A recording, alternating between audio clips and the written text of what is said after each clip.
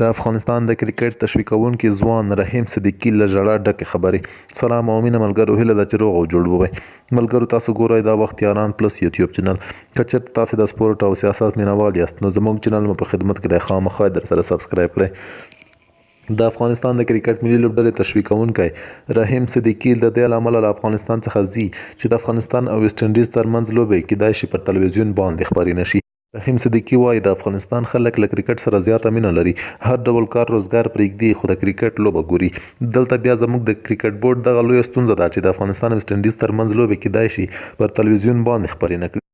رحیم صدیقي چې د افغانستان کرکټ ټیم یو له مهمو تشویقونکو څخه دی، په ټولنیزو رسنیو کې د افغان ټیم سوپر فن په نوم باندې مشهور دی. رحیم صدیقي یو فعال ځوان دی او د افغان کرکټ او افغانستان سره بې حده مینه لري چې مینه یې په انځور کې په ښکاره توګه ښکارېږي. رحیم صدیقي هر وخت د افغانستان لوبو لپاره لوبغالي ته راځي او د لوبغاړو د تشویق لپاره د افغانستان درې رنګ بیرغ پر خپلو لباسونو باندې پوښي او ټول ځان د افغانستان په ملي بیرغ باندې پوښي چې دا یو د ملي بیرغ او د ملي لوبغاړو سره د مینې یو ښکاره راز او ثبوت دی.